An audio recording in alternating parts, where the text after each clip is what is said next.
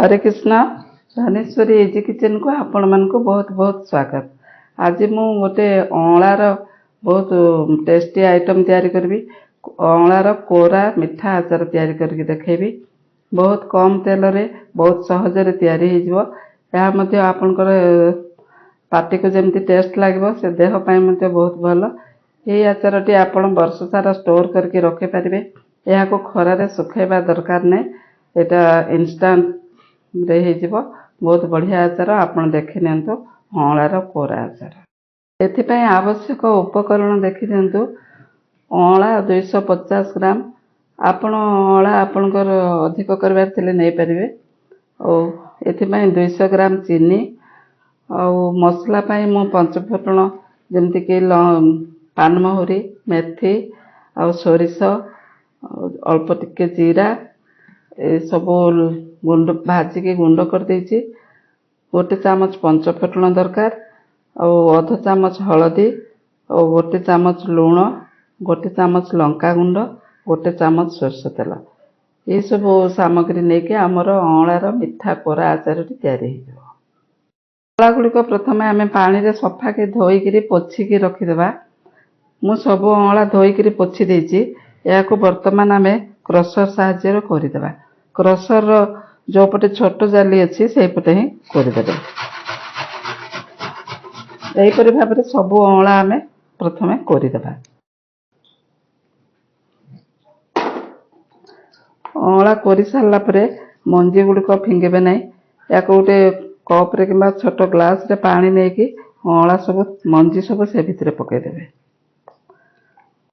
रस सब बाहर तो अँला मंजी गुड़िक फिंगेबे नहीं।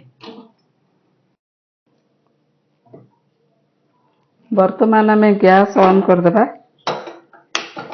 और तापर कड़ाई बसई एथिरे गोटे चामच सोरष तेल देदेबा। तेल रे ये आचार हो जाए। तेल गरम होला परे आमे रखिथिबा पंचफुटण एथिरे पकईदेबा।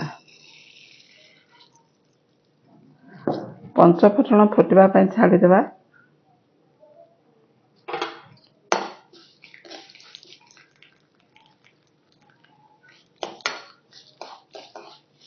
फुटी गलानी एथिरे आमे कोरी रखिथिबा अँला को पकईदेबा।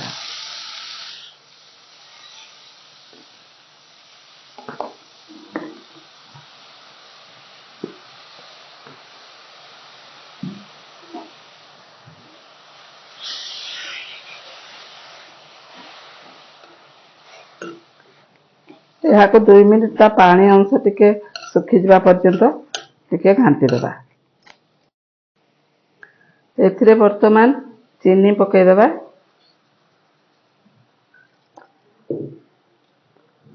अध चामच हलदी गुंड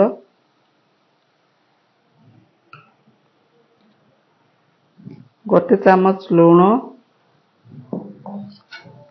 ये सब दे या को वर्तमान भल भाव रे भाजी देबा। चीनी मेल्ट हो जावा पर्यंत आम अपेक्षा करबा। चीनी मेल्ट हो जेतेबेले अठा अठा भलिया हबो तापरे आम नेक्स्ट प्रोसेस को जिबा।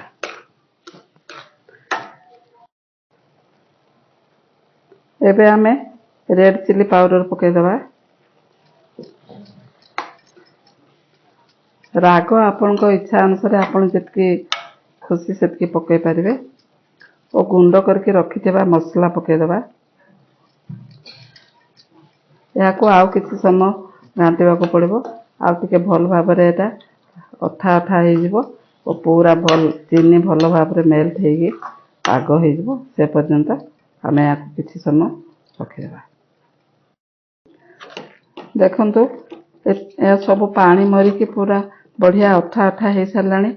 अँला सब ट्रांसपेरेंट हो गलानी। वर्तमान एथिरे फाळे लेंबूर रस चिपिकी पकईदेबा। लेंबू रस टिके पकईले यार टेस्ट बहुत बढ़िया हुए। आपण जदि अधिक करथिबे तो गोटे लेंबू चिपिकी पकईदेबे। एटा मोर 250 ग्राम अँला फाळे लेंबू ठीक है जिवो।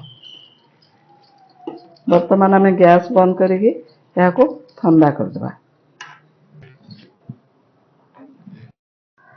देखंतु ଅଁଳାର କୋରା ମିଠା ଆଚାର ବହୁତ ବଢ଼ିଆ ଭାବରେ ପ୍ରସ୍ତୁତ ହୋଇଯାଇଛି। ଏହାକୁ ଥଣ୍ଡା କରି ସାରିଲା ପରେ ଆପଣ କାଚ ଜାର କିମ୍ବା ପ୍ଲାଷ୍ଟିକ ଜାରରେ ମଧ୍ୟ ରଖିପାରିବେ। କାଚ ଜାରରେ ରଖିଲେ ବହୁତ ଦିନ ଯାକ ଭଲ ରହିବ।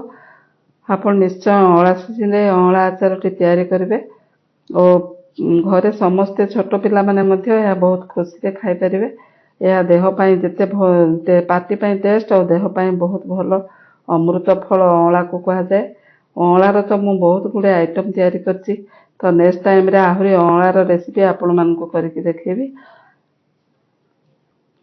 ଅଁଳାର ମିଠା କୋରା ଆଚାର ରେସିପିଟି ଯଦି ଆପଣମାନଙ୍କୁ ଭଲ ଲାଗିଥାଏ ତ ଧନେଶ୍ୱରୀ ଇଜି କିଚେନ୍ ଚ୍ୟାନେଲକୁ ସବସ୍କ୍ରାଇବ୍ କରିଦେବେ ଓ ରେସିପିଟିକୁ ଲାଇକ୍, ସେୟାର ଓ କମେଣ୍ଟ କରିବେ। ହରେ କୃଷ୍ଣ।